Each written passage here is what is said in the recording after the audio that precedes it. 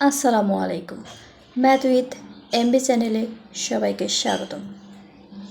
আজ আমরা নবম দশম শ্রেণীর গণিতের তৃতীয় অধ্যায় বীজগণিতিক রাশির বর্গ সংবলিত সূত্রাবলী শিখব।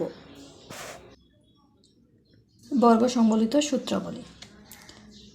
আমাদের প্রথম সূত্র হলো a + b হোল স্কয়ার।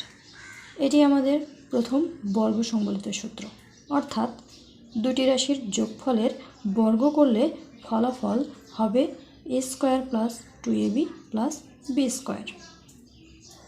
এবার দ্বিতীয় সূত্র a - b হোল স্কয়ার। এটি দুটি রাশির বিয়োগফলের বর্গের সূত্র। এখানে মাঝের পদে চিহ্ন ঋণাত্মক হবে, অর্থাৎ a - b হোল স্কয়ার সমান a² - 2ab + b²। এবার তৃতীয় সূত্র a + b × a - b।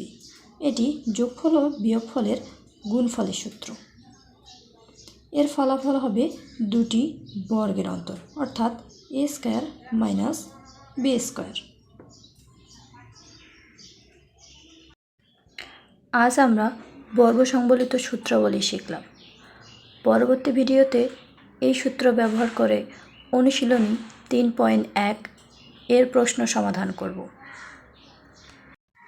ভিডিওটি ভালো লাগলে লাইক, কমেন্ট ও সাবস্ক্রাইব করতে ভুলবেন না।